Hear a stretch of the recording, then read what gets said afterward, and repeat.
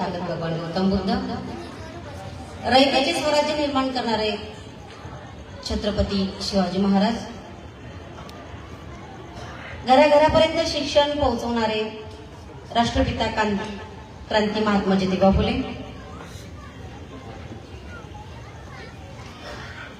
ज्यांनी आरक्षण दिलं असे आरक्षणाचे जनक छत्रपती शाहू महाराज, समता स्वातंत्र्य बंधुत्व यांचे पुरस्कर्ते, भारतीय राज्यघटनेचे शिल्पकार, भारतरत्न परमपूज्य बोधिसत्व डॉक्टर बाबासाहेब आंबेडकर, प्रथम या महापुरुषांना माझे त्रिवार वंदन. त्याचप्रमाणे ज्यांची आज आपण जयंती साजरी करत आहोत अशा माता महामाया, माता यशोधरा, मा जिजाऊ, मा सावित्री, मा रमाई या थोर स्त्रियांना माझे त्रिवार वंदन. त्याचप्रमाणे डिब्युटी सोसायटी ऑफ इंडिया अर्थात भारतीय बौद्ध महासभा या सभेच्या राष्ट्रीय संरक्षक आदरणीय ममता सागर महाउपासिका मीराताईजी आंबेडकर यांच्या अश्वगतीने चाललेल्या धम्मकार्यास माझे त्रिवार वंदन. त्याचप्रमाणे बौद्धजन पंचायत समिती शाखा क्रमांक 469 व उत्सव कमिटी यांच्या विद्यमाने आम्रपाली महिला मंडळ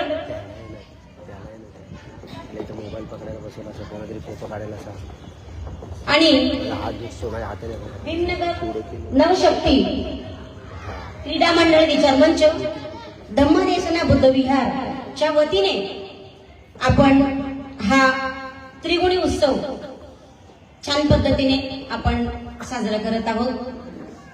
या कार्यक्रमाचे कार्याध्यक्ष आदरणीय शालिनी विजय तांबे, कार्यक्रमाच्या सूत्रसंचालिका आदरणीय प्रगती प्रशांत मोहिते, स्वागताध्यक्ष आदरणीय कुंदा प्रकाश तांबे. त्याचप्रमाणे विशेष अतिथी आहे आदरणीय स्वरूपाताई सुरेश पाटील, माननीय नवनिर्वाचित नगरसेविका आहे. त्याचप्रमाणे माननीय चंद्रमणी सीडी जाधव गट क्रमांक 41 चे गट प्रतिनिधी आहेत. आणि त्याचप्रमाणे विशेष उपस्थिती आहे बौद्धजन पंचायत समिती शाखा क्रमांक 286 आणि बौद्धजन पंचायत समिती शाखा क्रमांक 672 च्या वतीने हा कार्यक्रम या ठिकाणी आपण आयोजित केला आहे.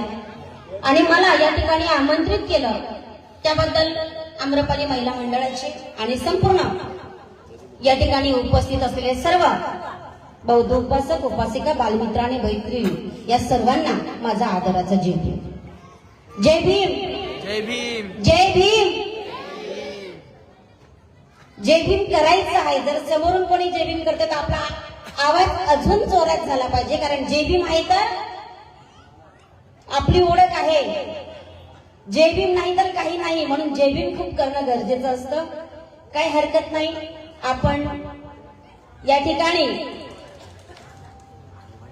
3 थोर स्त्रिया ज्यांनी आपलं आयुष्य परिवारासाठी नाही तर समाजासाठी जगले आहेत अशा स्त्रियांवर मी थोडक्यात बोलणार आहे, कारण वेळ भरपूर झालेला आहे. सर्वात आधी आपण बघणार आहोत मा जिजाऊ. मा जिजाऊंवर बोलायचं म्हटलं तर सर्वांनाच माहित आहे मा जिजाऊंनी काय केलेलं आहे. बघा, मा जिजाऊंची परिस्थिती अशी होती की पती एकीकडे आणि पत्नी एका बाजूला.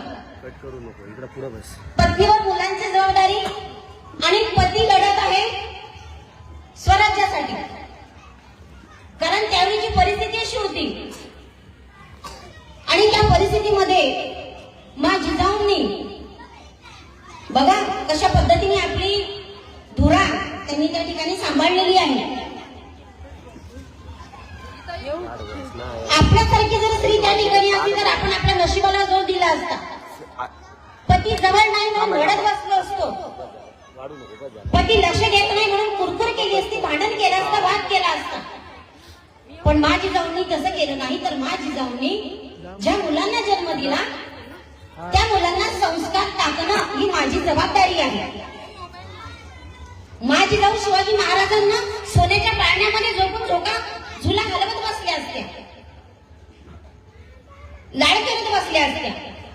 पण माझी जाऊच्या मनामध्ये स्वराज्याची ती ज्योत निर्माण झालेली होती की रयतेचं स्वराज्य निर्माण करायचं आहे.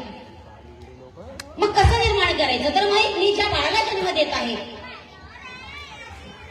ज्याचं नाव शिवबा म्हटलं गेलं होतं आणि हे शिवबामध्ये त्यांना दिसत होतं, म्हणून माझी जिजाऊंनी त्या कुठे युद्धात गेल्या नाही, कुठे रणांगणामध्ये तलवार हातात उचलली नाही, पण त्यांनी स्वराज्य निर्माण करण्यासाठी आपल्या बाळावर ते संस्कार टाकले. त्या पद्धतीने त्यांनी शिवाजी महाराजांना घडवलं आणि खऱ्या अर्थाने जे शिक्षण त्यांनी दिले, जे संस्काराचे पाडे त्यांनी आपल्या मुलावर टाकले, आज आपण आपल्या डोळ्यांनी बघत आहोत की छत्रपती शिवाजी महाराजांची जी काय कारकिर्दी होती, त्यांचं जे कार्य होतं, हे आपण आज आपल्या डोळ्यांनी बघतोय आणि वाचत आहोत. म्हणून माझ्या जिजाऊंनी बघा, आपल्याला धर्मग्रंथामध्ये सांगितलं होतं, नेहमी सांगितलं गेलं, आजही सांगितलं तर स्त्री शांत राहावं, स्त्रीने शांत राहावं, घरामध्येच राहावं, चौकटीमध्ये राहावं, अशी ती परंपरा होती. पण माझ्या जिजाऊंनी सांगितलं स्त्रीने शांत राहावं, पण स्त्रीने आधी शक्ती पण बनावं. स्त्री शांत आहे मुळामध्ये, पण तिने आधी शक्ती पण व्हावं, म्हणजे तिने आपली जी शक्ती, आपली जी ताकद आहे, तिने ज्या ठिकाणी वापरायची आहे त्या ठिकाणी तिने वापरली पाहिजे. तर ती ताकद कुठे वापरायची आहे? ती ताकद वापरायची आहे आपण आपल्या मुलांना संस्कार घडवण्यासाठी. बघा, ज्या पद्धतीने आपण मुलांवर संस्कार टाकत आहोत, आज आपण बघतोय छत्रपती शिवाजी महाराजांचा काळ आज 16व्या शतकामधला आणि आज आपण 20व्या शतकात जगत आहोत. किती वर्ष ओलांडून गेले, म्हणजे हा जो काळ आहे हा किती कालावधी गेलाय की अजूनही आपण आपल्या मुलांना शिवाजी महाराजांसारखं घडवू शकलो नाही. म्हणून आजच्या काळातली स्त्री कुठेतरी कमी पडत आहे. काय करतोय आपण? आणि म्हणून माझ्या जिजाऊंनी दिलेले जे संस्कार आहेत ते खरं जर आपण आपल्या आचरणामध्ये आणि आपल्या मुलांवर टाकले तर नक्कीच प्रत्येक घरामध्ये छत्रपती शिवाजी महाराजांसारखे मुलं जन्माला येतील, त्या विचाराचे मुलं पैदा होतील आणि त्याप्रमाणे हा महाराष्ट्र घडेल खऱ्या अर्थाने. म्हणून माझ्या जिजाऊंना आपण या ठिकाणी आठवण करायची आणि त्या पद्धतीने आपण आपल्या मुलांना सुसंस्कारित करायचंय.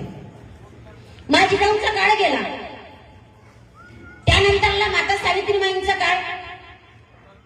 माता सावित्रीबाईंच्या काळामध्ये ज्या पद्धतीने पेशवाई होती, जी मनस्मृती लागू केलेली होती, ज्या मनस्मृतीमुळे स्त्री, चूल आणि मूल, स्त्रीची ओळख फक्त घरामध्येच मर्यादित, उंबरठ्याच्या बाहेर यायचं नाही, तिला तो दर्जा दिला नव्हता. स्त्री फक्त भोगण्याचं साधन आणि मुलं पैदा करण्याचं मशीन, इतकीच तिची ओळख होती. त्या पलीकडे स्त्रीला कुठली ओळख नव्हती. मग काय केलं माता सावित्रीबाईंनी? काय केलं महात्मा ज्योतिबा फुलेंनी?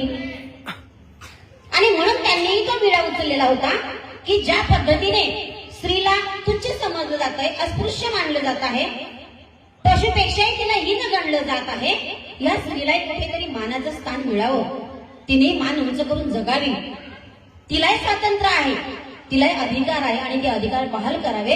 आणि जर अधिकार बहाल करायचे असतील तर आधी तिला शिक्षित करणं गरजेचं आहे. कारण स्त्री शिकली म्हणजेच धर्मग्रंथाच्या विरुद्ध जाणार, म्हणून स्त्री शिक्षण घेणार नाही असा नियम त्या ग्रंथामध्ये होता. आणि म्हणून अशा पद्धतीने स्त्रीला बंदिस्त केलं होतं. 18व्या शतकामध्ये ज्या पद्धतीने महात्मा ज्योतिबा फुले यांनी सावित्रीबाईंनी आपला संघर्ष चालू ठेवला, महात्मा ज्योतिबा फुलेंनी स्वतः सावित्रीबाईंना शिकवलं. शेतामध्ये मातीची पाटी केली, झाडाची काडी तोडली आणि त्यावर सावित्रीबाईंना आपल्याला बाराखडी शिकवलेली आहे. सावित्रीबाई शिक्षित झाल्या छान पद्धतीने आणि शिक्षित झाल्यानंतर मग शिक्षण घेतलाय, शिक्षणाचा उपयोग करायचा आहे म्हणून आपल्या घरापासूनच सुरुवात केली आणि पहिली मुलींची शाळा त्यांनी त्या ठिकाणी काढली. पुण्यामध्ये 1848ला पहिली मुलींची शाळा सुरू केलेली आहे. त्या शाळेमध्ये मुली जाऊ लागल्या. इतर धर्माच्या होत्या, ब्राह्मण होत्या, मुस्लिम होत्या, अनेक जाती धर्माच्या मुली त्या शाळेत जाऊन शिक्षण घेऊ लागल्या. बघा, सावित्रीमाई शिक्षण देत आहे, घराच्या बाहेर जात आहे, इतर धर्माचं उल्लंघन करत आहे, धर्माचं पालन करत नाही, म्हणून घरच्याच लोकांनी सावित्रीमाईंना विरोध केला. समाजकंटकांनी तिथं विरोध केलाच होता, पण घरातल्या लोकांनी विरोध केला. ज्या पद्धतीने घरातून काढून दिलं गेलं. एक घटना तुम्हाला सांगेल मी सावित्रीमाईंची.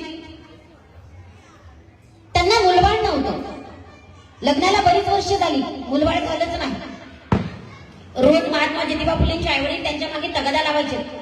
सावित्रीला मूल होत नाही, दुसरं लग्न कर. सावित्रीला मूल होत नाही, दुसरं लग्न कर. घराला वारीस पाहिजे, घराचं नाव घेणारा पाहिजे, असं नेहमी महात्मा ज्योतिबा फुलेंच्या मागे लागायचे. एक दिवस असं झालं, सावित्रीबाईंचे वडील सावित्रीबाईंना भेटायला आले. नेवसे पाटीलजी, खंडूजी नेवसे पाटील भेटायला आले. भेटायला आल्यानंतर त्यांचं बोलणं चालणं झालं, सगळं झालं आणि रात्रीचं जेवण करायला सगळी खाली बसली. छान पद्धतीने सावित्रीबाईंनी जेवण बनवलं आणि जेवण वाढत होत्या. प्रत्येकाच्या ताटामध्ये जेवण वाढलं आणि जेवणाला सुरुवात झाली. सावित्रीबाई आळोशाला गेल्या. सावित्रीबाईंचे वडील महात्मा ज्योतिबा फुलेंना म्हणतात, बघा जावाई बापू, आमच्या सावित्रीला मूल होत नाही. मग महात्मा ज्योतिबा फुले म्हणतात, हो आता करणार काय? काय करायचं म्हणजे? सावित्रीला मूल होत नाही म्हणजे तुम्ही दुसरं लग्न करा. ही गोष्ट सावित्रीबाईंचे वडील सावित्रीबाईंच्या पतींना म्हणजे महात्मा ज्योतिबा फुलेंना सांगतात, दुसरं लग्न करा. ही गोष्ट सावित्रीबाईंनी ऐकली, आडोशाला होतं, ऐकली आणि ऐकल्यानंतर त्यांना दुःख झालं की माझे स्वतःचे वडील सांगतायत की दुसरं लग्न करा, माझे वडील सांगतायत की मला सवत आणा. बघा हा अन्याय. त्या बोलल्या काहीच नाही, त्या शांत होत्या.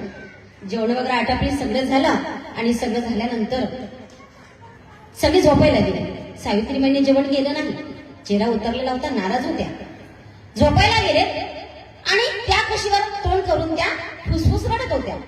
महात्मा ज्योतिबा फुलेंना आवाज गेला. ज्योतिबा म्हणतात, साऊ काय झालं तुला? ते साऊ म्हणायचे लाडाने, साऊ काय झालं? का रडतेस आणि का नाराज आहे तू? कोणी बोललं का तुला काही? काय झालं? आणि मग सावित्रीबाई काही न बोलता अगदी शांत आहे. आणि मग त्या ठिकाणी महात्मा ज्योतिबा फुले म्हणतात, अच्छा, तर तुझ्या वडिलांनी मला सांगितलेल्या गोष्टीचा तुला राग आला आहे, त्याचं दुःख झालेलं आहे तुला, त्यासाठी तू रडतेस. बघ साऊ, मला नाही मूल झालं तरी चालेल, मला घराचा वारीस नको आहे, पण लक्षात ठेव, मी कधी दुसरं लग्न करणार नाही.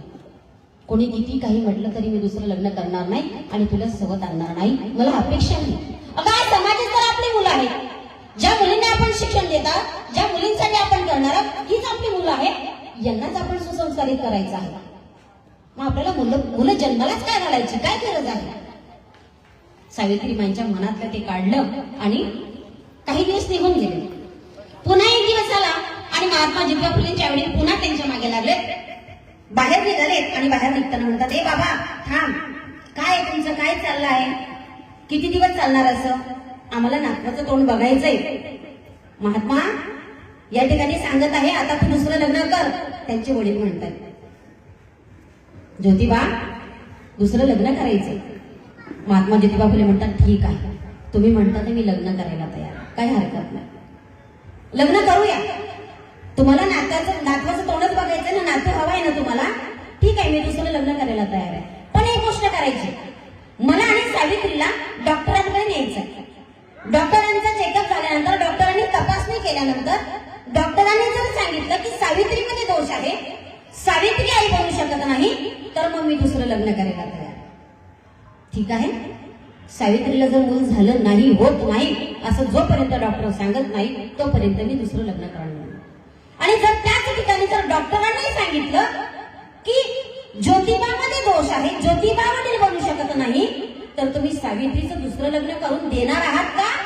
या गोष्टीला जर तयार असाल, सावित्रीचं दुसरं लग्न करून मला सवता आणणार असाल, तर मी तयार आहे.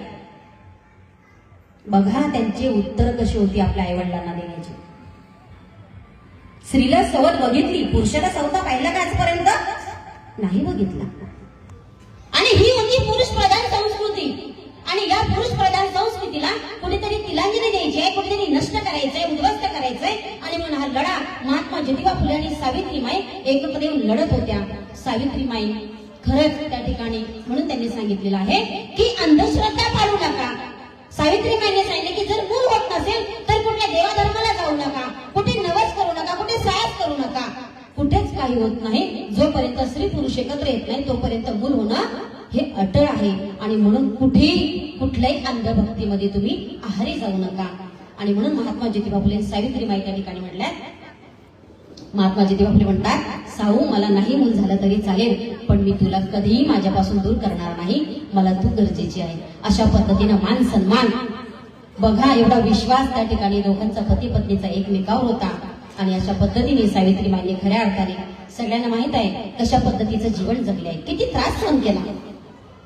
मुलींना शिकवण्यासाठी जात असताना रस्त्यामध्ये एका डबल घर होतं, डबल माडी होती. पुण्यासारख्या ठिकाणी ज्या ठिकाणी जास्त जातीयता होती, तिथे जास्त पेशवाई होती. सावित्रीमाई जात असताना वरतून एका बाईने बघितलं आणि तिने घरातला कचरा आणला. तो कचऱ्याचा डबा सावित्रीमाई जिथे आल्याबरोबर माईंच्या अंगावर तो कचऱ्याचा डबा खाली गेला. बघा पूर्ण डबा ओतून दिला. सावित्रीमाई तिथेच थांबल्या आणि थांबून तो कचरा पूर्ण अंगावर पडला आणि बाजूला झाल्यात आणि वर बघतात. वर बघितल्यानंतर ती बाई कचरा टाकणारी तिथेच उभी होती. त्या बाईला सावित्रीबाईंनी हात जोडले आणि म्हणतात, धन्य आहे बाई तुझं, माझं स्वागत कोणीच केलं नव्हतं, असं स्वागत तू माझं केलं म्हणून धन्य आहे तुझं. बघा कोणी अपमान केला, कोणी शेण फेकलं, कोणी गोटे फेकले, कोणी काय केलं, कोणी मारायला आलं, पण सावित्रीमाई हारल्या नाहीत, थांबल्या नाहीत. का केला हा संघर्ष? कुणासाठी केला असेल? कशासाठी केला? आम्हाला शिक्षित केलं, शिक्षित करण्यासाठी हा संघर्ष होता. शिक्षित करण्यासाठी शेण गोटी जेवली, शिक्षित करण्यासाठी दुःख सहन केलं, घरातून बाहेर काढावं लागलं. का? फक्त या समाजाच्या, या धर्मातल्या, या देशातल्या मुली शिकाव्या म्हणून केलं. आम्ही काय केलं होत्या शिक्षणाचा उपयोग? काय करतोय आम्ही? सावित्रीबाई इतकं महत्वाचं, इतकं कष्टाने शिक्षण दिलं, त्या शिक्षणाचा उपयोग आम्ही काय करतोय आज? ते शिक्षण घेऊन आम्ही कुठपर्यंत जातोय? त्या शिक्षणाची धडे आम्ही कोणाकोणाला देत आहोत? स्वतः शिक्षित झाल्यात, नोकऱ्या मिळवल्यात, नोकरी करत आहोत, मुलंबाळ सांभाळतोय, पती सांभाळतोय, सगळं घरातलं आहे, पण समाजाकडे कुठे लक्ष देतो? आजच्या स्त्रीने शिक्षणाचा फायदा फक्त स्वतःपुरती मर्यादित ठेवला. त्या शिक्षणाचा फायदा इतरांनाही व्हावा, इतरही समाज जागृत व्हावा, हे काम आम्ही अजूनही करत नाही. आजची स्त्री तर आमची मोबाईल मध्ये व्यस्त झाली आहे. आजच्या स्त्रीला, आमच्या स्त्रीला मोबाईल गरजेचा आहे. कुठे गेलो तरी आमच्याकडे मोबाईल असतो, लक्षात घ्या. म्हणून सावित्रीमाई जिजाऊ ही जयंती करत असताना त्यांचा आदर्श घेणं, त्या दिवशी संकल्प करणं खूप गरजेचं आहे की त्या जशा जगल्या तशाच आम्ही जगू शकत नाही. त्यांच्या इतका छळ तर आम्हाला नाही, कारण आम्हाला डॉक्टर बाबासाहेब आंबेडकरांनी संविधानातून हिंदू कोड बिल दिलं, हिंदू कोड बिलाच्या माध्यमातून आम्हाला स्वातंत्र्य दिलं, आझादी दिली, जगण्याचा हक्क अधिकार दिलेला आहे, समानतेचा दर्जा दिलेला आहे. बघा हे जर कुणामुळे मिळालं असेल, हे जे आम्ही जगत आहोत, आज आमच्या अंगावर चांगला कपडा आहे, सोनं चांदी, बॅग दागिने आहे, चांगल्या बंगल्यामध्ये राहतो, एसीच्या रूम मध्ये राहत आहोत, हे सगळं कोणी दिलं असेल आणि कुणामुळे मिळालं असेल? तर त्या ठिकाणी आहे माता रमाई. विचार करा माय मावले, जर माता रमाई जन्माला आल्या नसत्या तर कदाचित हे जगणं आम्हाला मिळालं नसतं. माझ्यापेक्षा माता रमाईंचं जीवन तुम्हाला चांगला माहित असेल, कारण तुम्ही कोकणस्थ आहात, तुम्ही कोकणातले आहात. रमाई तुमच्या जवळच्या आहेत म्हणून रमाई तुम्हाला चांगलं माहित असेल. बघा विचार करा, रमाईंचं बालपण तुम्हाला माहिती कसं गेलं? कसं गेलं रमाईंचं बालपण? कसं गेलं? लहान असतानाच आई वारल्यात, 4-5 वर्षाच्या असताना आई सोडून गेली, लगेच पाठोमाग वडीलही गेले. आईचं दुःख आणि लगेच वडिलाचं दुःख. बघा, अगदी 7-8 वर्षाच्या असताना आई वडील निघून गेलेले आहेत आणि मामा मामीजवळ आयुष्य काढलेलं. कशा राहिल्या असतील त्या? म्हणतात ज्या मुलांना आई वडील नाही त्यांना संस्कार नसतात. आमच्या रमाईंचे आई वडील लहानपणामध्ये गेलेत, पण बघा त्यांच्यावर संस्कार कसे होते, कशा पद्धतीचे संस्कार होते त्यांच्यावर. तुम्हाला एक छोटीशी गोष्ट सांगेल मी. गोष्ट म्हणजे त्यांच्या जीवनात घडलेला खरा प्रसंग आहे. आई वारल्यानंतर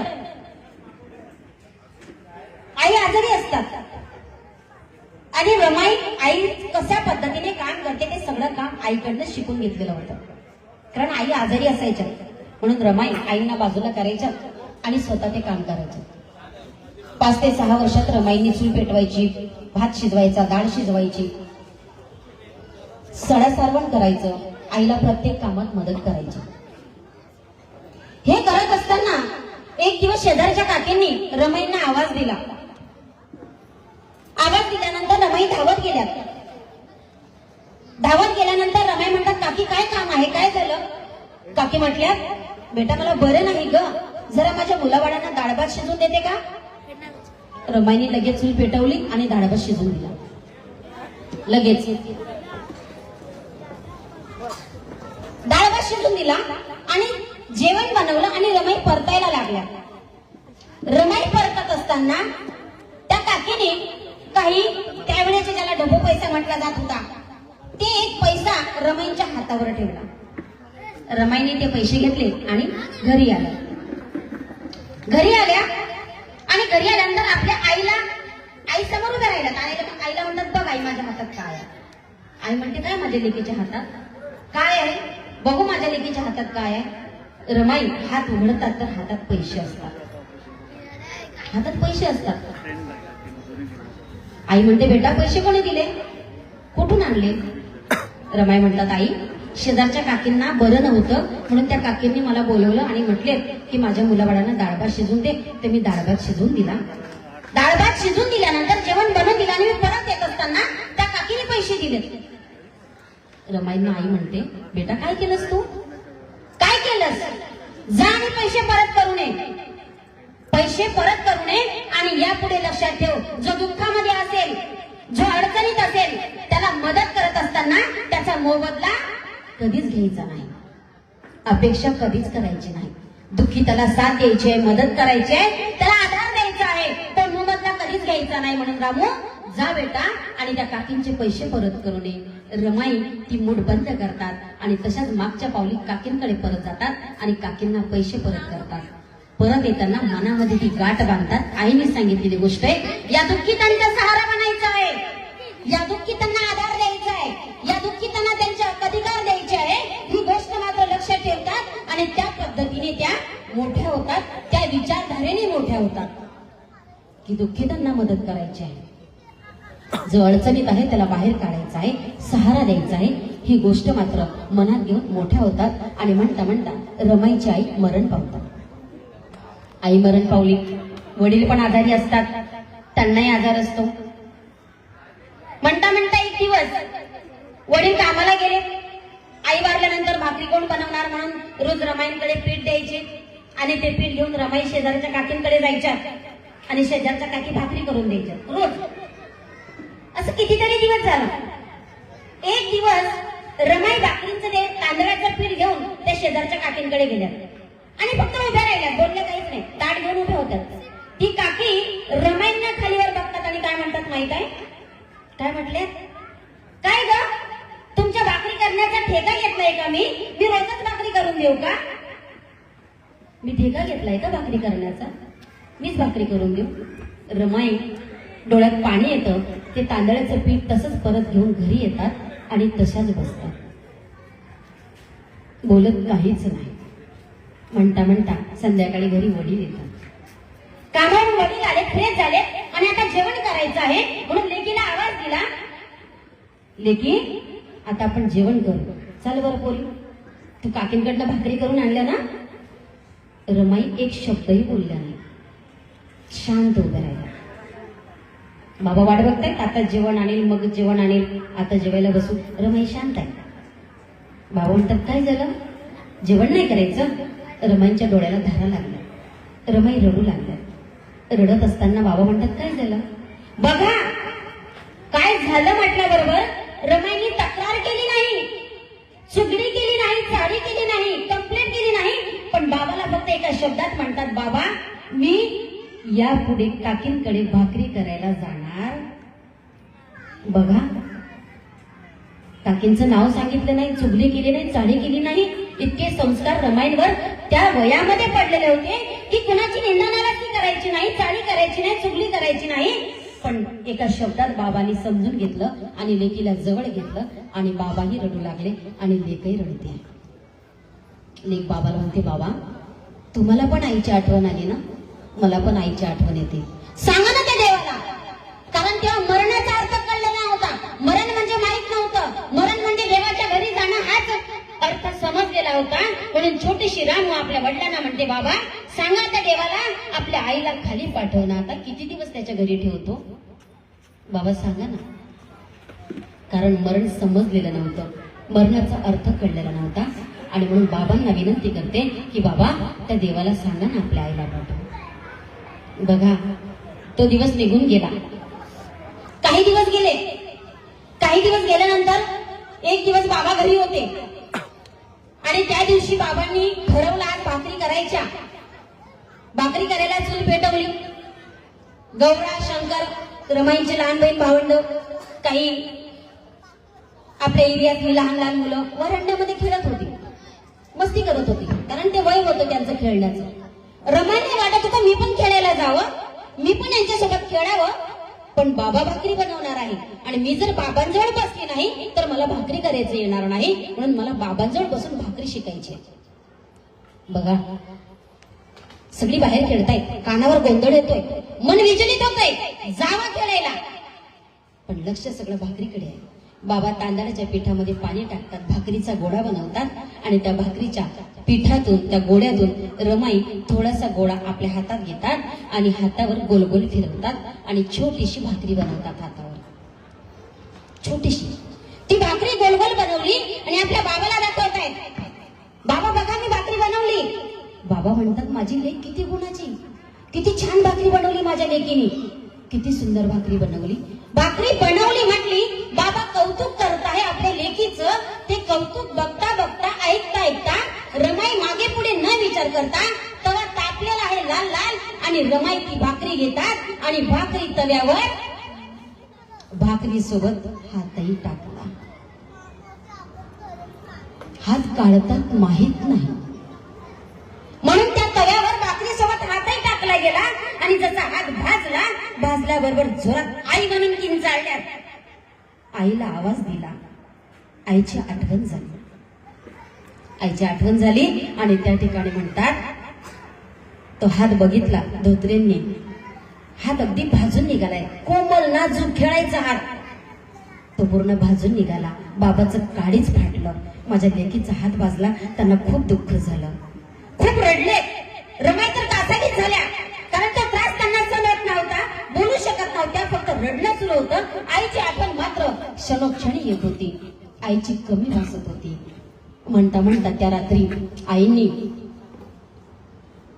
आईची आठवण करता करता त्या रडत रडतच झोपल्या. झोप लागत नव्हती, हाताची आगाग सुरू होती, डोळा लागत नव्हता, रडत होत्या. म्हणून बाबांनी रमाईंना आपल्या मांडीवर घेतलं आणि रमाईंना एक गोष्ट सांगितली. काय गोष्ट सांगितली? रमाईंना गोष्ट सांगितली की त्यावेळेस आमची आजी आजोबा आम्हाला गोष्टी सांगायच्या, देवाधर्माच्या, राजाच्या राणीच्या गोष्टी सांगायच्या. म्हणून रमांनाही त्यांच्या वडिलांनी एक गोष्ट सांगितली. म्हणजे पार्वतीने पन्न केलाय, पार्वतीने पन्न केलेला, असा पन्न केला आहे की ज्या पुरुषाला मरण नसेल अशा पुरुषासोबत मी विवाह करेन. ज्या व्यक्तीला मरण नसेल अशाच पुरुषासोबत मी लग्न करणार. रमाई हळूच आपल्या बाबाला विचारतात, बाबा ज्या पुरुषाला मरण नसेल असा पती कसा मिळवायचा? ज्या पुरुषाला मरणच नसेल तो कसा मिळणार? मग बाबा म्हणतात जर बिन मरणाचा नवरा जर मिळवायचा असेल तर दुःखाचे डोंगर चढावे लागतात, आगीतून वाट काढावी लागते, काटातून जायला लागतात, असंख्य दुःख मरणाचा पत्ती मिळतो. खूप दुःख सहन करावं लागतात रमा. रमाई आपल्या वडिलांची गोष्ट आपल्या मनात ठेवतात आणि गोष्ट ऐकता ऐकता झोपून जातात. म्हणता म्हणता काही दिवसानंतर रमाचे वडील पण मरण पावतात. धोत्रेंचंही निधन झाले. मुलं पोरकी झाली. आई गेली. आईच्या मागोमाग वडीलही गेलेत आणि म्हणता म्हणता रमाई वनन गावातून मुंबईत आल्या.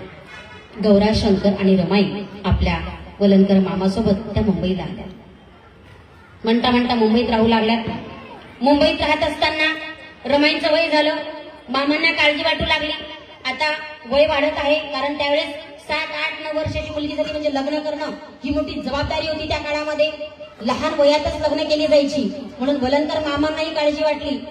मी जर रमाचं लग्न लवकर केलं नाही तर समाजाचे लोक काय म्हणतील. त्याची स्वतःची मुलगी असती तर लग्न लवकर केलं असतं. म्हणून त्यांना काळजी वाटली आणि ते मुलगा शोधू लागले. आणि म्हणता म्हणता सगळ्यांनाच माहित आहे रमाईंचं डॉक्टर बाबासाहेबांसोबत लग्न झालं. बाबासाहेब 16 वर्षाचे आणि रमाई अवघ्या 9 वर्षाचे. झालं लग्न. लग्न झालं. कुठे झालं तुम्हाला चांगलं माहित आहे. बायकड्याच्या मर्ची मार्केटमध्ये लग्न झालेलं आहे. लग्न सोहळा पार पाडतोय. अगदी साधा सिंपल. ना मुलीने मुलाला बघितलं ना मुलाने मुलीला बघितलं. आईवडिलांची पसंती आणि लग्न झालं. ठरलं. बघा म्हणता म्हणता लग्न झालं आणि लग्न झाल्यानंतर रमाई रडतात. बाबासाहेब पण रडतात. रमाई रडतात. आज माझे आईवडील जर जिवंत असते तर त्यांना किती आनंद झाला असता. त्यांना शिकलेला जावाई मिळाला. किती अभिमान झाला असता. बाबासाहेब रडतात. आज माझी आई जर जिवंत असती तिला इतकी सुंदर सून मिळाली तिला किती आनंद झाला असता. म्हणून दोघंही रडतात आणि म्हणता म्हणता रमाई बाबासाहेबांच्या सोबत त्यांच्या घरी जात आहेत. म्हणता म्हणता सासरी आल्यात. दाराचा उंबरठा ओलांडणार आणि म्हणून त्या ठिकाणी म्हटलेलं आहे. एका गायकाने सुंदर गीत म्हटलं. रामजी सुभेदाराच्या घरात फुल फुलली जाईचे. रामजी सुभेदाराच्या घरात फुल फुलली जाईचे. भीम नावाच्या वादळा संगे लग्न झाले रमाईचे.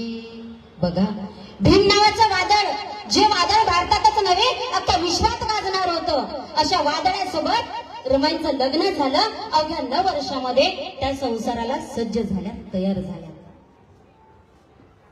बघा आई वडील नव्हते पण संस्कार रमाईंवर त्या दुःखाने, त्या परिस्थितीने, त्या जाणीवीने रमाईंना इतकं सुसंस्कारित केलेलं होतं, इतकं सुसंस्कारित केलेलं होतं की ज्या घरी जात आहे, ज्याच्याशी माझं लग्न झालं, मी त्यांचा मान सन्मान कसं करावा. ज्या घरामध्ये मोठी व्यक्ती आहेत, ना सासरे असतील, सासू असेल, थोरले दीर असतील, थोरल्या जाऊ असतील, यांचा मान सन्मान कसं करावा हे शिकवावं लागलं नाही, सांगावं लागलं नाही. गेल्याबरोबर त्या घरामध्ये सगळ्यांच्या मनामध्ये रमाईंनी जागा केली. सगळ्यांच्या, सासऱ्यांची सेवा, सासरूंची सेवा, निरात्यांची सेवा, थोरली जाऊ, बघा केवढा मोठा परिवार होता, थोरले दीर होते, सगळ्यांची अगदी मनभावे सेवा करत होत्या. कधी चेहऱ्यावर नाराजी नाही, कपाळावर आड्या नाही की मलाच काम होतंय, मीच काम करते आहे, अजिबात नाही. प्रत्येकाच्या जवळ, प्रत्येकाला लागेल ती गोष्ट बोलण्याच्या आधी तयार करत होत्या. इतक्या रमाई हुशार होत्या. पहा, रमाईशिवाय त्या घरामध्ये कोणालाही कळत नव्हतं. रमाई थोड्या वेळ जरी दिसल्या नाही तर रमा रमा रमा कुठे गेली म्हणून घर डोक्यावर घेतलं जात होतं. बघा बाबासाहेबांची तर रमाई लाडकी रामू झाल्या. बाबासाहेब राम म्हणायच्या आणि बाबासाहेबांना रमाई साहेब म्हणायच्या, कारण खूप शिकलेले आहेत माझे पती, मग मी काय म्हणावं तर साहेब म्हणावं. म्हणून रमाई बाबासाहेबांना साहेब म्हणू लागल्यात आणि बाबासाहेब रमाईंना लाडाने, प्रेमाने, कौतुकाने रामू म्हणू लागले. रमाईची रामू झाली आणि म्हणता म्हणता संसाराला सुरुवात केली. ज्या पद्धतीने रमाईने संसाराला सुरुवात केलेली आहे, कुठली तक्रार नाही, कुठलाच मतभेद नाही, कुठली अपेक्षा नाही, कुठल्या गोष्टीची हाव नाही. जे असेल जसं असेल तशा पद्धतीने रमाई बाबासाहेबांसोबत संसार करत आहे. म्हणता म्हणता 4 वर्ष झाली. 4 वर्षाच्या लग्नानंतर बाबासाहेब आणि रमाईंना एक सुंदर मुलगा झाला, ज्या मुलाचं नाव यशवंत ठेवलं. मुलगा झालेला आहे घरामध्ये. रमाई अगदी 14 वर्षात आई बनल्यात. बघा तो काळ कसा होता. 14 वर्षामध्ये रमाई आई बनत आहे. घरामध्ये आनंदाचं वातावरण आहे. मीरा त्याला खूप आनंद झाला, खूप आनंद झाला.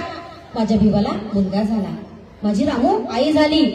खूप छान. रमाईमध्ये तर जीव, मीरा आत्यांचा एवढा जीव होता, खूप जीव होता की माझ्या भिवाला खरंच खूप सुंदर आणि गुणी पत्नी मिळाली आहे. म्हणून मीरा आत्या रमाईंचा खूप लाड करायच्या, खूप प्रेम करायच्या, खूप जीव लावायच्या. अशा पद्धतीने रमाईंचं ते वातावरण घरात सुरू आहे. म्हणता म्हणता त्या ठिकाणी बाबासाहेबांचं शिक्षण सुरू आहे. शिक्षण संपलं आणि बाबासाहेब बडोद्याला नोकरीला निघून गेले. बडोद्याला निघून गेल्यानंतर ज्या पद्धतीने रामजी बाबा घरात होते, त्यांची पेन्शन होती, त्या पेन्शनवर घर चालत होतं. कुठल्या गोष्टीची कमी नव्हती, व्यवस्थित होतं सगळं. बाबासाहेब बडोद्याला गेल्यानंतर रामजी बाबांनी अन्न पाणी सोडलं आणि अगदी जागेवर पडले. कारण रामजी बाबांना माहित होतं की त्या ठिकाणी सगळ्या जाती येत आहे आणि या जातीमुळे माझ्या भिवाला त्रास होईल. म्हणून रामजी बाबा अगदी शेवटच्या क्षणाला बाबासाहेबांनी निरोप जातो आणि बाबासाहेब धावत येतात. धावत आलेले आहेत. रामजी बाबा त्या ठिकाणी रमाईंना अगदी इतकं प्रेम केलेलं होतं, इतकं जीव लावलेला होता की रमाईंचे भाऊ शंकर आणि गौरा हे मामांकडे होते. मध्ये मध्ये रमाई जाऊन भेटून यायच्यात, भेट घेऊन यायच्यात. एक वेळेस असं झालं की रमाईंना आपल्या भावाची आणि बहिणीची भेट घ्यायची होती. म्हणून मामांजींची परवानगी घ्यायची म्हणून रामजी बाबांकडे गेल्यात आणि रमाई म्हणतात, मामांजी जरा मी गौरा आणि शंकराला भेटून येते, आठवण येते त्यांची. रामजी बाबा म्हणतात, भेटून येते म्हणजे भेटून यायचं नाही, भेटून यायचं नाही. भेटून यायचं नाही म्हटल्याबरोबर हा शब्द रमाईंच्या डोळ्यामध्ये आसवा आले आणि रमाई थोड्या बाजूला झाल्यात. बाबा पुन्हा आवाज द्या, रामू काय झालं, मी काय बोललो, भेटून यायचं नाही म्हणजे मी काय म्हटलो, अर्थ समजला का बेटा तुला? भेटून यायचं नाही, जा आणि तुझ्या बहिणीला आणि भावाला घेऊन ये आणि तुझ्या जवळच ठेव, कारण तूच त्यांची आई आणि वडील आहे. म्हणून जा आणि घेऊन ये. किती मोठं मन होतं बघा. रमाईंच्या तिच्या मनातील भावना, तिच्या मनात काय आहे, तिच्या प्रति भावाच्या आणि बहिणीच्या प्रति तिच्या मनात किती प्रेम आहे याची जाणीव होणे म्हणजे तिचे संस्कार किती छान होते याची जाणीव रामजी बाबांना झाली. आणि तुझी बहीण भाऊ तुझ्याकडेच ठेव कायम स्वरूपी असा आदेश रामजी बाबांनी दिला. रमाई आनंदाने इतक्या आनंदी झाल्या की गेल्याने आपल्या बहिणी भावाला आणून आपल्या जवळच ठेवलेला आहे. म्हणता म्हणता रामजी बाबांचा शेवटचा क्षण होता. रामजी बाबांनी रमाईला जवळ घेतलं, रमाईचा हात आपल्या हातात घेतला आणि आपल्या मुलाचा हात म्हणजे बाबासाहेबांचा हात, दोघांचा हात एकत्र घेऊन रामजी बाबांनी रमाईकडनं वचन घेतलं, बेटा वचन दे मला, वचन दे मला की माझ्या भिवाला संसारात अडकवणार नाहीस, संसारातल्या कुठल्या पडझडीमध्ये अडकवणार नाहीस, कुठल्या मोहामध्ये फसवणार नाहीस. रमा मला वचन दे, माझ्या भिवाला शिक्षण घेऊ दे, माझ्या भिवाला अगदी मोकळेपणाने जगू दे, त्याला जे करायचंय ते करू दे. कारण माझी इच्छा आहे की माझ्या भिवाने या समाजासाठी या देशासाठी काहीतरी करावं. आणि म्हणून रमा माझ्या भिवाला संसारामध्ये अडकवू नकोस, मला वचन दे. रमाई आपल्या मरणाऱ्या सासऱ्याला वचन देतात आणि म्हणतात, मामांजी तुमचं स्वप्न मी पूर्ण करेल. तुम्ही म्हणतात मी तसंच करणार आहे, मी तुमच्या मुलाला म्हणजेच माझ्या साहेबाला मी संसारात अडकवणार नाही, त्यांना जे हवं आहे ते करू देईल असं वचन देतात. आणि त्या ठिकाणी रामजी बाबा काही दिवसानंतर म्हणजे 2 फेब्रुवारीचा महिना सुरू आहे. 2 फेब्रुवारीलाच रामजी बाबांचं निधन झालेलं आहे. पहा, रामजी बाबा निघून गेले, पेन्शन बंद झाली, घर चालवणार कोण? रमाईंपुढे मोठा प्रश्न पडला. बाबासाहेबांनी सांगितलं होतं मी विलायतेमध्ये परदेशामध्ये शिक्षणाला जाणार आहे, मी परदेशात जाणार, मला शिक्षण घ्यायचं आहे. कारण जी जाती येता होत आहे, माझ्यासोबत जो छळ झाला बडोद्याला, तो छळ माझ्या समाजासोबत होत आहे, हा अन्याय मी सहन करू शकत नाही. म्हणून रमा मी नोकरी करणार नाही, मला नोकरी करायची नाही. मी जर नोकरी केली आणि माझ्या हातात जर नोकरीचा पगार आला, पैसा आला, तर मी त्याच्यामध्येच गळून जाईन, त्या पगारामध्येच मी मौज मजा करेन, मग माझ्या समाजाचं काय होईल? माझ्या समाजाकडे कोण लक्ष देईल? म्हणून रामू, मी शिक्षण घेणार आहे, मी नोकरी करणार नाही. रमाई काहीच बोलल्या नाही, कारण सासऱ्यांना वचन दिलं. आणि म्हणता म्हणता 1913 ला बाबासाहेब अमेरिकेला निघून जातात. बाबासाहेब अमेरिकेला जात असताना रमाई दुसऱ्या वेळेस गरोदर असतात. बघा, दुसऱ्या वेळेस गरोदर असतात, आई होणार असतात दुसऱ्या वेळेस. बाबासाहेब निघून गेले. रमाई निरोप द्यायला गेल्या. रमाईंच्या डोळ्यात पाणी होतं, रडत होत्या. वाटत होतं रमाईने की साहेबांना जाऊ नये, थांबावं. संसार सांभाळावा, घराची जबाबदारी घ्यावी. घर कोण बघणार, कोण परिवार चालवणार याची चिंता रमाईंना होती. पण रमाई बोलू शकल्या नाहीत, कारण मामांना वचन दिलेलं होतं. म्हणता म्हणता बाबासाहेब निघून गेलेले. तुम्हाला चांगलं माहिती आहे, रमाईंनी शेण गोळा केलं, त्याच्या गवऱ्या थापल्यात, बाजारात विकल्यात. त्या विकलेल्या पैशामध्ये घरी येताना संध्याकाळी मीठ, मिरची, पेट, तेल जे काय असेल ते आणायचं आणि चूल पेटवायची. बघा, असा संसार रमाईंनी बाबासाहेबांचा चालवलेला होता. बाबासाहेब निघून गेलेले होते. तिथे गेल्यानंतर साहेबांनी रमाईने एक पत्र लिहिलं. त्या पत्रामध्ये सांगितलं, प्रिय पत्नीस, तिच्या साहेबांचा आशीर्वाद. रामू, माझी काळजी करू नकोस, मी सुखरूप आहे, मी पोचलो आणि माझी व्यवस्था झाली आहे, मी व्यवस्थित आहे, म्हणून माझी चिंता करू नको, तुझी चिंता कर. तू आई होणार आहेस, तुझ्या उदरामध्ये बाळ आहे, म्हणून स्वतःची काळजी घे रामू. तुला जप. रामू बघ, संतांनी सांगितलंय म्हणे, संत म्हणून गेले, दुःख से शरीर घटता है लेकिन इंसान बड़ा होता है. म्हणून रामू, दुःख सहन करायचे आणि दुःखातून बाहेर निघायचं, तेव्हाच माणूस मोठा होतो. हे संत सांगून गेलेले आहेत. म्हणून रामू, आपल्या वाट्याला दुःख येणार आहे, ते दुःख पचवण्याची ताकद आपल्यात असली पाहिजे आणि तू ती जपायची. रामू, तुला काहीतरी बोलायचं होतं. मी निघत असताना, मी येत असताना तुझे डोळे पाणावलेले होते. तुझ्या मनामध्ये काहीतरी गोंधळत होतं.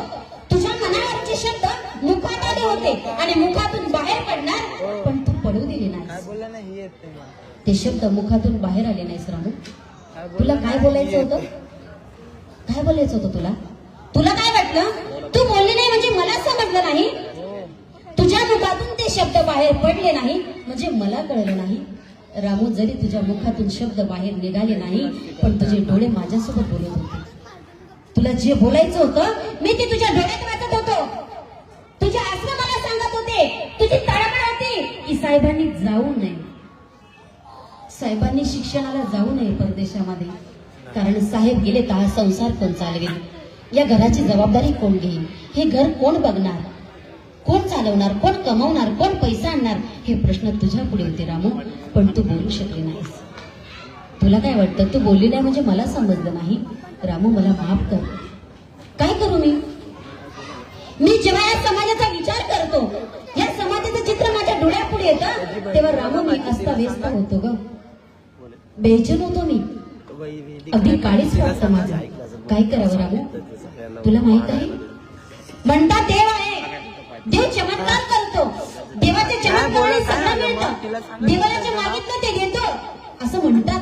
रामू, जर खरंच देव असेल आणि देवाची एखादी चमत्काराची वस्तू जर माझ्या हातात आली, तर खरंच त्या वस्तूने मी ती वस्तू फिरवेल आणि माझ्या समाजाचं हे दृश्य, ही दशा, ही दैनंदिन झालेली अवस्था एका क्षणामध्ये मी दूर करेल. पण रामू, तसं नाही आहे ग, तसं नाही. कुठे चमत्कार नाही, कुठे चमत्काराने मिळत नाही. काही सुख मिळवायचं असेल, हक्क अधिकार मिळवायचे असतील, तर रामू, त्यासाठी संघर्ष करणं गरजेचं आहे. आणि तो संघर्ष तुझा आणि माझा आहे. तो संघर्ष तुझा आणि माझा म्हणजेच तुला आणि मला दूर राहावं लागणार आहे. तुला तुझ्या अपेक्षा, तुझे स्वप्न, तुझे भावना, तुझा आनंद तुला त्यागावा लागणार आहे आणि मला साथ द्यावी लागणार आहे. तेव्हाच कुठे आपण आपल्या समाजाचे हे स्वप्न पूर्ण करू शकतो. म्हणून रामू, मला माफ कर. मी तुझी माफी मागतो की माझ्या संसाराची, माझ्या परिवाराची सगळी जबाबदारी मी तुझ्यावर सोपवलेली आहे, तुझ्यावर टाकली आहे. मला विश्वास आहे, तू माझ्या संसाराला कुठे तडा जाऊ देणार नाही. माझा संसार अगदी छान पद्धतीने चालवशील, सांभाळशील, हा माझा विश्वास आहे. आणि हा विश्वास खरंच रमाई जिवंत ठेवतात. 4 वर्ष बाबासाहेब अमेरिकेमध्ये राहतात. या 4 वर्षामध्ये रमाई खरंच बाबासाहेबांचा हा संसार अगदी इतक्या दुःखाने, काही गायक म्हणतात, काही महिला गीतं म्हणतात रमाई शिळ्या भाकरी खात होती. लोक सांगतात शिळ्या भाकरी खात होती. रमाईच्या नशिबामध्ये शिळही नव्हतं, शिळही रमाईला भेटत नव्हतं. आज आमच्या माई मावल्या शिळं रात्रीच असलं तर सकाळी बाहेर फेकून देतात. आम्ही शिळं खात नाही. आमच्या रमाईला ते शिळही भेटत नव्हतं. कारण जेवढं केलं तेवढं घरात लगेच संपत होतं. कारण घरामध्ये माझी जाऊ आहे, आनंदराज आहे, आनंदराजांची पत्नी आहे, गौरा आहे, शंकर आहे. या सगळ्यांना जेवण द्यायचं आणि उरलं तर खायचं. नाहीतर रमाई ग्लासभर पाणी प्यायच्या आणि धरणीला अंग टाकायच्या. हा नियम रमाईंचा होता. म्हणता म्हणता दुसरा मुलगा झाला. त्या मुलाचं नाव रमेश ठेवलं. हा रमेश जन्माला आल्यापासून आजारी होता. हा काही दिवसच जगला आणि तोही गेला. त्याचं दुःखाचं बाबासाहेबांना कळवलं नाही. मरणाचं मात्र कळवलं की साहेब मी तुमच्या मुलाला वाचू शकले नाही, मला माफ करा. काही चुकी नसताना साहेबांची माफी मागतात आणि अशा पद्धतीने रमाई साहेबांना त्या ठिकाणी मदत करतात. म्हणता म्हणता 4 वर्षानंतर बाबासाहेब भारतात आलेले आहेत. बघा सगळ्या शास्त्राचा अभ्यास केलेला होता. राज्यशास्त्र असेल, भाषाशास्त्र असेल, समाजशास्त्र असेल, अगदी सगळ्या अर्थशास्त्र असेल, प्रत्येक शास्त्राचा अभ्यास केला आणि बाबासाहेब खऱ्या अर्थाने 1917ला भारतात परत आले. भारतात परत आल्यानंतर PhD घेऊन आले, अर्थशास्त्राचे तज्ज्ञ झालेले आहेत. आणि म्हणून बाबासाहेबांनी आल्यानंतर मुंबईमध्ये सिडनी होम कॉलेजमध्ये बाबासाहेबांनी प्राध्यापकची नोकरी सुरू केली. रमाईंनी अगदी मोकळा श्वास सोडला, निवांत झाल्यात. आता साहेब नोकरी करणार, नोकरी करत आहे म्हणजे आता संसाराची जबाबदारी साहेब सांभाळणार आहे. आता मला काही दुःख नाही, मला त्रास नाही, मला आता काही काम करावं लागणार नाही, निवांत झाल्या. म्हणता म्हणता 1 महिना पूर्ण झाला बाबासाहेबांना. 1 महिन्याचा पगार आला आणि तो पगार बाबासाहेबांनी आपल्या पत्नीच्या म्हणजे रामूच्या हातामध्ये दिला. हातात पगार दिला आणि त्या ठिकाणी पगार दिल्यानंतर रमाई तो पगार घेतात रामजी बाबांच्या फोटो पुढे ठेवला. रामजी बाबांना म्हणतात मामांजी आता तुमचा मुलगा संसाराला लागला. मामांजीचे धन्यवाद करतात. बाबासाहेब ते पैसे उचलतात आणि पुन्हा रमाईच्या हातात देतात. रमाई ते पैसे घेतात आणि आपल्या जावेच्या हातात देतात. लक्ष्मीबाई थोरल्या जाऊबाई घरात होत्या. जावेच्या हातात पैसे दिले. जाऊबाई म्हणतात बाई अगं हा तुझ्या साहेबाचा पगार, तुझ्या साहेबांनी कमवलं, हे तुझ्याजवळ ठेव, माझ्याकडे कसे देतीस. पण रमाईंचं मन बघा किती मोठं होतं. रमाई किती मोठ्या मनाच्या होत्या. रमाईंचा तो स्वभाव कसा होता की घरामध्ये थोरली जाव असताना घराची जबाबदारी, घराचा सर्व हक्क अधिकार हा थोरल्या जावेंच्याच हातात असावा. म्हणून रमाई लक्ष्मीबाईंना म्हणतात जाऊबाई तुम्ही घरातल्या मोठ्या आहात, तुमचा मान मोठा आहे, म्हणून हा पगार तुमच्या हातात घ्यायचा आहे आणि घराची जबाबदारी तुम्ही सांभाळायची. बघा रमाईंचा बघा, त्यांचे विचार बघा. आज आमच्या महिला आमच्या नवऱ्याचा पगार आला तर सासूला काय जायला तर सांगणारच नाही. सासूला सांगत नाही, पहिले कपाटात जाऊन लॉकर मध्ये ठेवतात. आहे ना. बघा रमाईंचा आदर्श घ्यायचा. जर आम्ही रमाईंच्या लेकी आहे तर रमाईचा आदर्श घेतला पाहिजे. रमाईने आपल्या पतीचा पगार आपल्या जावेच्या हातात दिला. आपल्या जावेला सांगितलं. लक्ष्मीबाई माहेरात जाऊन राहत होत्या. आनंदराज मरण पावले. आपल्या मुकुंदाला घेतला आणि माहेरी गेल्या. रमाई गेल्यात आणि जावयाला घेऊन आल्यात आणि सांगतात हे सासर आहे, हे हक्काचं घर आहे तुमचं, माहेरी राहायचं नाही, इथेच राहायचं, अजिबात जायचं नाही. जे मी कमवेन, मी जे देईन ते खायचं आहे. विधवा जाव आहे, विधवा जावेला जर कामाला पाठवलं तर समाज काय म्हणेल. विधवा जावेला कामाला पाठवलं आणि रमाई विधवा जावेची कमाई खाते. म्हणून लक्ष्मीबाईंना कुणाच्या कामाला कुठे बाहेर पाठवलं नाही, घरात बसून त्यांनी सांभाळलं. म्हणजे विचार करा रमाईंचे विचार किती मोठे होते. बघा रमाईंचा आदर्श घ्यायला पाहिजे आपण. म्हणता म्हणता 450 रुपये संपले. 450 रुपये संपलेले. बाबासाहेब अभ्यास करतायत. अभ्यास करत असताना पैशाची कमतरता वाजली म्हणून बाबासाहेबांकडे गेल्यात. बाबासाहेबांना म्हणतात साहेब अहो पैसे पाहिजेत, घरातल्या वस्तू संपल्यात. साहेबांना म्हणतात वस्तू संपल्यात, पैसे पाहिजे. साहेब रमाईंना खालीवर बघतात. पैसे पाहिजे. अगं 450 रुपये दिले तुला. त्यावेळेस 450 रुपये खूप मोठे होते. 450 रुपये दिले तुला, संपले. 15 दिवस झाले. रमाई मागे सरकतात. म्हणतात साहेब मी स्वतःला 1 रुपया खर्च केला नाही. घरात लागणाऱ्या वस्तू आणि मुलाबाळांना लागणारं सामानच आणलेलं आहे. मी 1 रुपयाही माझ्यासाठी खर्च केला नाही. बघा साहेब म्हणतात, रामू 450 रुपये जर तुझा खर्च 15 दिवसाचा असेल तर मला परवडणार नाही. 15 दिवसाचा तुझा 450 रुपये खर्च मला परवडणार नाही रामू. तुला माहित आहे मी ही नोकरी फक्त 2 वर्ष करणार आहे. फक्त 2 वर्ष. 2 वर्ष नोकरी करून मला पैसा जमवायचा आहे आणि पुन्हा मला परदेशामध्ये बॅरिस्टरी घेण्यासाठी जायचं आहे.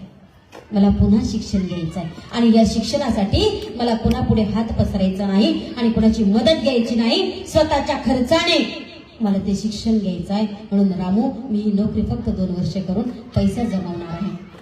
पुन्हा परदेशात जाणार. पुन्हा परदेशात जाणार म्हटल्याबरोबर रमाईच्या पायाखालची जमीन सरकली आणि रमाई ताडकन खाली बसल्या आणि डोळ्याला आसवत सुरू झाले. पुन्हा रडायला लागल्या. साहेब पुन्हा परदेशात जाणार.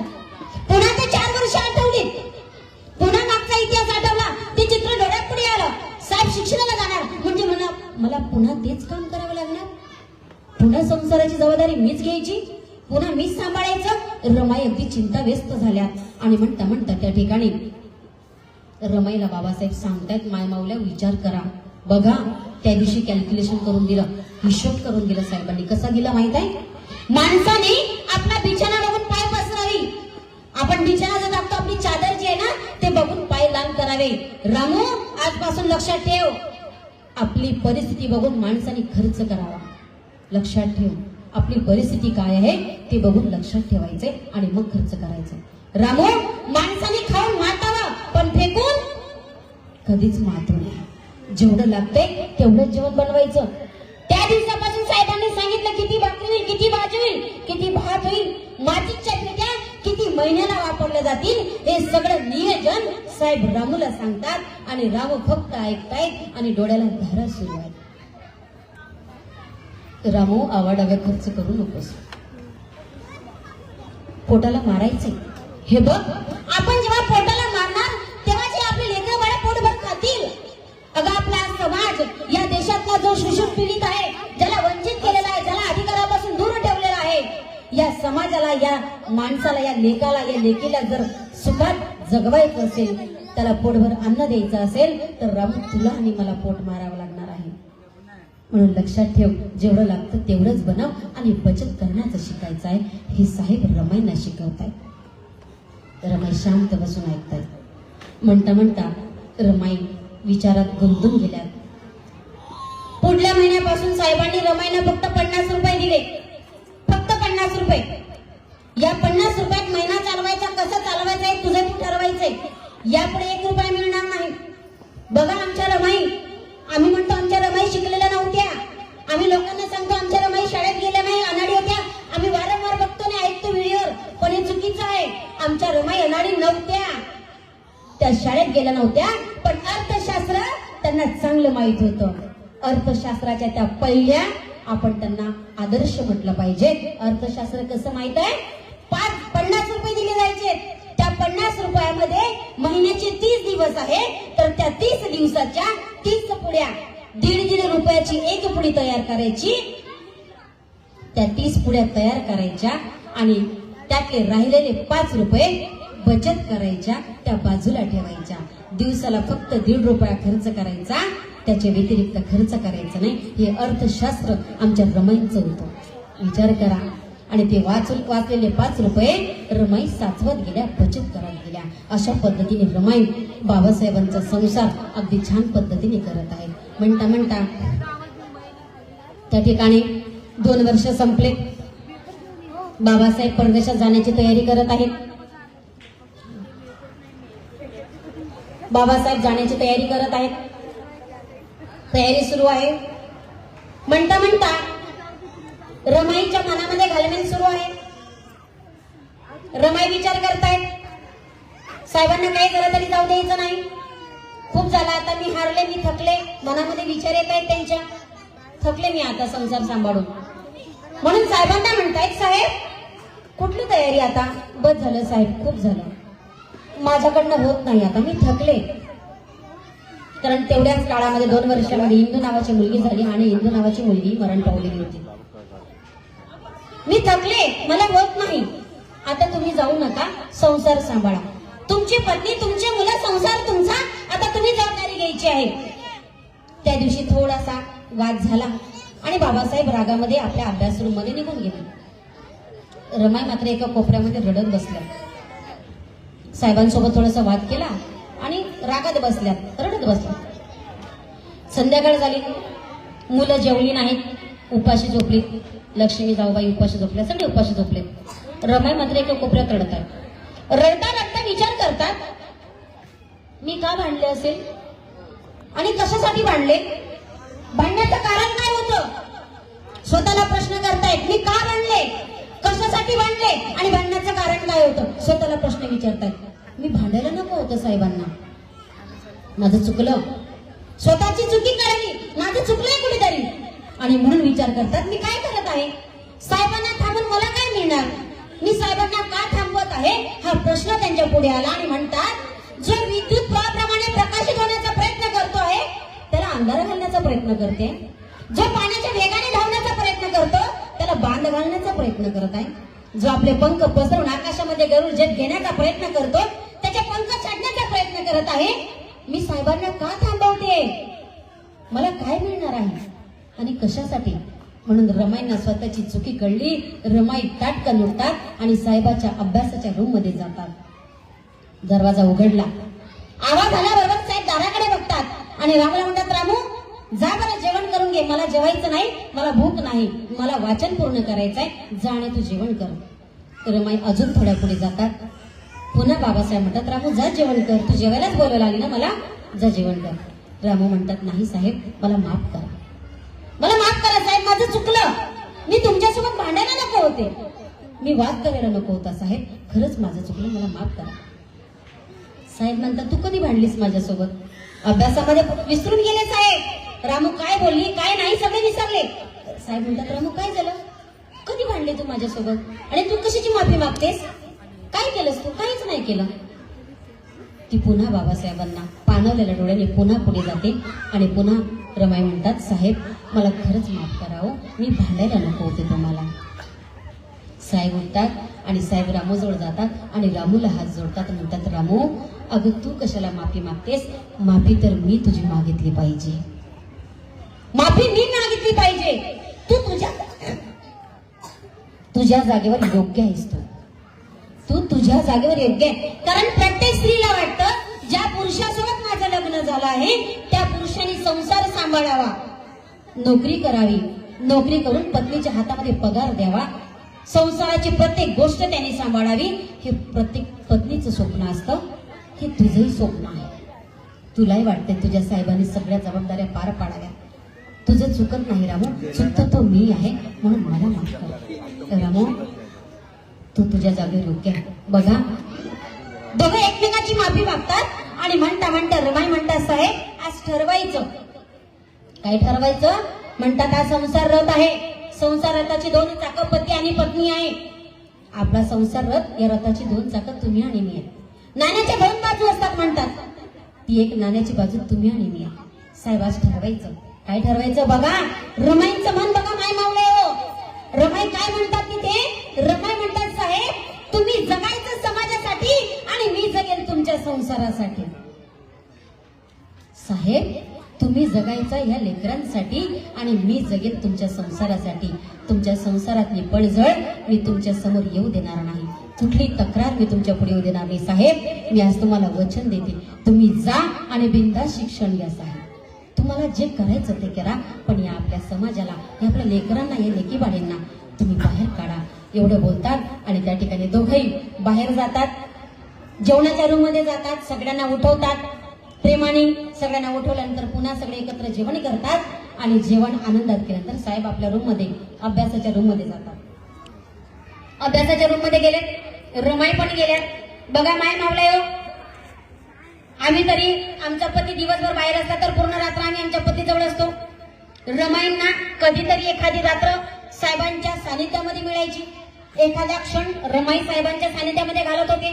कारण साहेब हमेशा मीटिंग असेल, सभा असेल, समाजकार्य असेल, शिक्षण असेल, सगळ्या गोष्टीमध्ये बाबासाहेब व्यस्त राहायचे.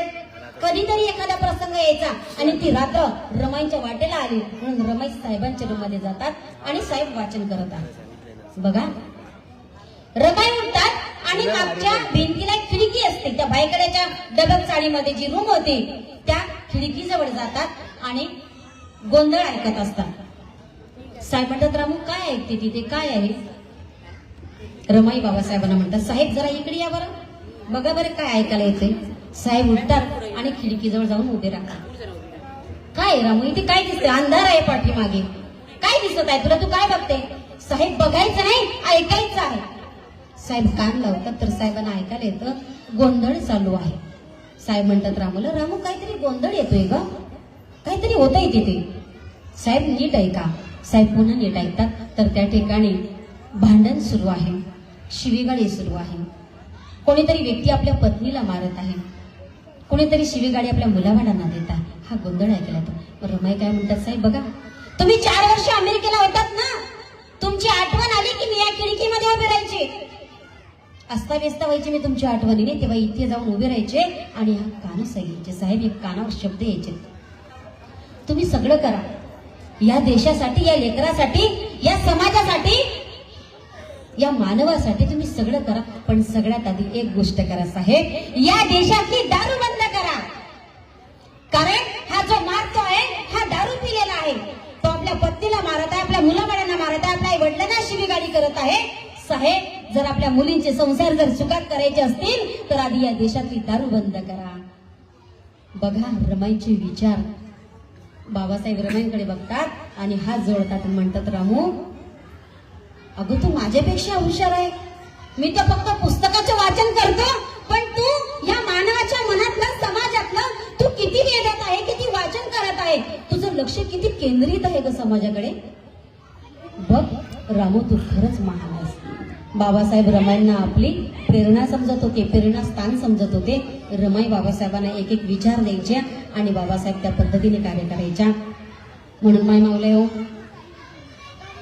या ठिकाणी रमाई ऐकत असताना आपले आज संसार सुखाचे आहे, चांगल्या घरामध्ये राहतोय, एसीच्या रूम मध्ये झोपतोय, सोन्याचा घास खातोय, अंगावर दागदागिने आहे, भारीतल्या भारी कपडा घालतोय.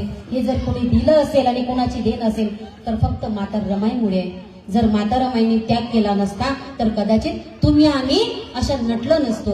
लक्षात घ्या. म्हणून माता रमाईचा त्याग आपल्याला आठवणीत आणायचा आहे, स्मरणात आणायचा आहे. आणि रमाईच्या साहेबांच्या समाज कार्याला, धम्म कार्याला आपण महिलांनी सुद्धा हातभार लावायचा आहे. आपणही आपल्या पुरुषांना, आपल्या घरात पती असेल, मुलगा असेल, भाऊ असेल, कोणी असेल, या प्रत्येकाला सपोर्ट करायचा आहे आणि समाज कार्य करायचं आहे. आपण जर समाज कार्य केलं नाही तर आपल्या महापुरुषांचा इतिहास जिवंत राहणार नाही. आणि म्हणून रमाई, जिजाऊ, सावित्रीमाई फक्त जयंत्या करून चालणार नाही, तर त्यांच्या विचारावर चालणं गरजेचं आहे. त्यांचे विचार आपल्या आचरणात आणणं गरजेचं आहे. त्यांचे विचार आपल्या समाजामध्ये रुजवणं गरजेचं आहे. आपल्या मुलांवर ते संस्कार टाकणं गरजेचं आहे. तर खऱ्या अर्थाने जयंती करण्याचा हा अर्थ शेवटपर्यंत जातो. म्हणून तुम्हाला एकच विनंती आहे, एकत्रित राहा, एका विचाराने राहा, एकमेकीचा द्वेष करू नका, एकमेकीची चुगलीचाळी करू नका, एकमेकीची निंदा नालस्ती करू नका, एकमेकीला मान सन्मान द्या, आदर द्या, एकमेकीला प्रत्येक कार्यामध्ये सपोर्ट द्या. तर खऱ्या अर्थाने तुम्ही रमाई, सावित्री, जिजाऊंच्या लेकी आहात, हेच या ठिकाणी सिद्ध होत आहे. आणि अशा पद्धतीचं आपण कार्य करायचं आहे. एवढीच तुमच्याकडनं अपेक्षा करेल. मला या ठिकाणी बोलवलं बौद्ध जनपंचायत समिती यांनी आमंत्रित केलेलं आहे, त्याबद्दल मी या ठिकाणी खरोखर माझ्याकडनं एक चुकी राहिली. या संस्थेचे सभापती आदरणीय आनंदराज साहेब यांना खरोखर आनंदाचा, आदराचा माझा जय भीम. छान पद्धतीचं कार्य चालू आहे. एकीकडे भारतीय बौद्ध महासभा, एकीकडे बौद्ध जनपंचायत समिती एकत्र येत आहेत आणि छान समाजाचं कार्य चालू आहे, धम्म प्रचाराचं काम चालू आहे.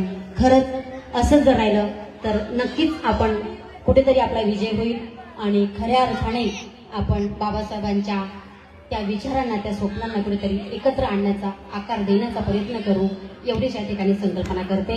आज तुम्ही संकल्पना करा. थोर स्त्रियांचा जन्मदिवस आपण साजरा करत आहोत, म्हणून तुम्ही संकल्प करायचा आहे की आपणही आपल्या मुलांना त्या पद्धतीचं घडवा. प्रत्येक व्यसनापासून दूर ठेवा, मुलांना आदर्श सांगा महापुरुषांचा आणि त्या पद्धतीने घडवा अशी अपेक्षा करेल. मौज मजा आपण टीव्ही, सिरियल, मोबाईल आहे, मग ते अनेक काय काय आपण बघत बसतो, तो टाइमपास करण्यापेक्षा आपण महापुरुषांचे जीवन वाचले, महापुरुषांचे कार्य जर केले तर खरंच आपल्या जीवनाला अर्थ असेल, अशी या ठिकाणी मी तुमच्याकडनं अपेक्षा करते. पौर्णिमेचा चंद्र जसा पूर्णत्वात जातो तसे तुम्हा सर्वांचे तुमचे स्वप्न, तुमच्या आकांक्षा, तुमच्या इच्छा या पूर्णत्वात जाव अशी संकल्पना करते. आणि इतका वेळ तुम्ही शांततेचं सहकार्य केलं, मला ऐकून घेतलं, त्याबद्दल तुम्हा पुन्हा सर्वांचे धन्यवाद मानते. जय भीम, जय बुद्ध, जय भारत. साधू साधू साधू. करू फिनिश.